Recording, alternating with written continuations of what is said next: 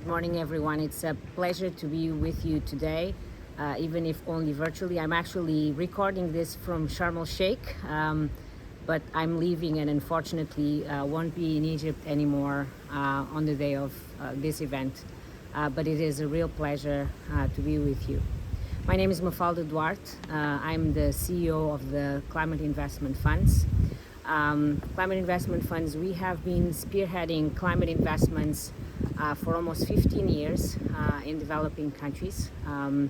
And we have seen the power of our type of resources, so concessional, risk, patient capital, and having a partnership with a set of multilateral development banks to actually deliver investments, concrete investments and impact in developing countries. We have investments in 72 developing countries. We have more than 400 investments across different sectors: energy sector, transport, agriculture, land use management, and others. Over these years, we have managed to drive significant impact.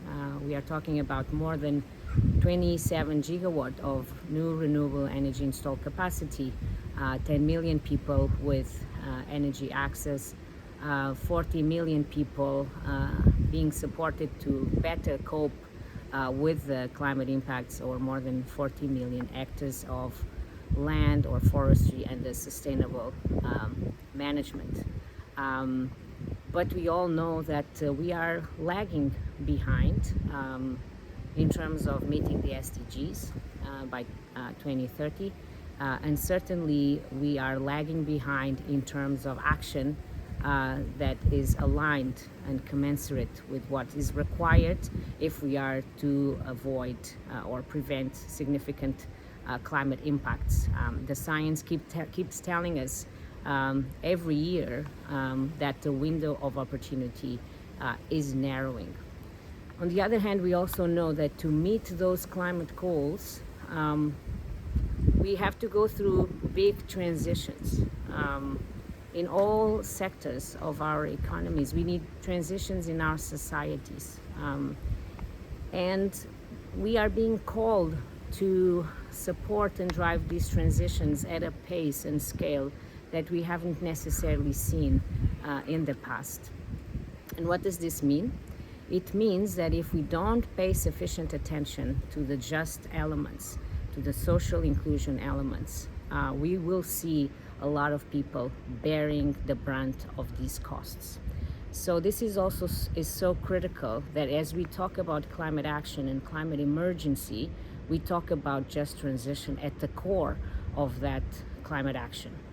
We have to make sure that we understand what are the likely impacts, what are the distributional impacts, who stands to benefit from these opportunities that will emerge in the new sectors, who stands to lose from the fact that we are transitioning away from economic activities that we have been undertaking over decades. But in order to do this is also not only enough, it's not enough to only look at the analysis and trying to understand these distributional impacts. It is necessary to think about processes and what we call procedural justice. Are we involving all of the right institutions, all of the right organizations? Are we involving the people that should be empowered and be part of these decision-making processes? That's just transition. That's what we have to be very deliberate about. And that's certainly something that we at the Climate Investment Funds have now embedded in everything that we will be doing going forward, including in our new investment programs, which we launched last year at COP26 and which we have launched in Stockholm Plus 50, and that we've also launched yesterday here at COP 27. So it was a pleasure. In fact, Martin Palmer and I met a couple of years back, and it was a meeting of the minds and the hearts. I came to understand and appreciate that actually faith organizations and institutions that are actually managing assets of faith organizations have a really big role to play, have a really big potential to actually make a big difference in developing countries. And even more so, and I think this is even more urgent, in general, before the pandemic and the war in Ukraine, we already knew that support to developing countries and at an enhanced level of ambition was going to be critical. And that support was insufficient, and that we were seeing insufficient levels of investment in developing countries. Now, with the pandemic and the war in Ukraine, that just has been aggravated. These countries are really being disproportionately impacted by the pandemic and the war in Ukraine, with the energy and food price increases and the deterioration of their macroeconomic conditions. We have to understand that there are very powerful metrics out there that speak to this. When we realize that the energy import bills in developing countries are significantly higher than in developed countries, when we realize that actually developed countries use on average 3.5% of their revenue to pay debt, but developing countries use on average 14%. Or that, when we realize that developed countries pay roughly 1% interest on their outstanding debt, whereas developing countries pay 3%, I think we start to understand the challenges of developing countries. At the same time, we also know that it's in developing countries where most of the investments need to occur. So we really need to mobilize ourselves in new, strong, powerful partnerships to deliver in developing countries, to deliver climate ambition, which is closely aligned with development impacts. So Martin and I met, and I think we both realized that we could do something, or try to do something about this.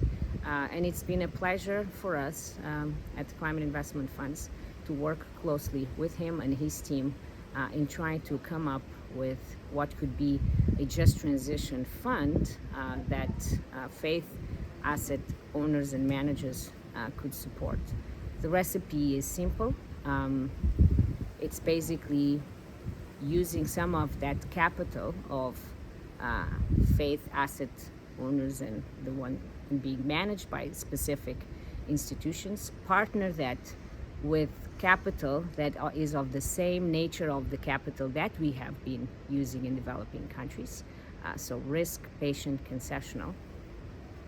And through this partnership, target investments in developing countries that bring about the development, the climate, the just transition outcomes. So we are very much looking forward to seeing this mechanism and the potential that this mechanism can bring about come to fruition in the very near future, in the short term. And we're looking forward. We will continue to share our experiences, our track record, what we have learned over the years to the benefit of this potentially very powerful mechanism. So thank you very much. Look forward to continuing to engage with many of you in this endeavor. Thank you.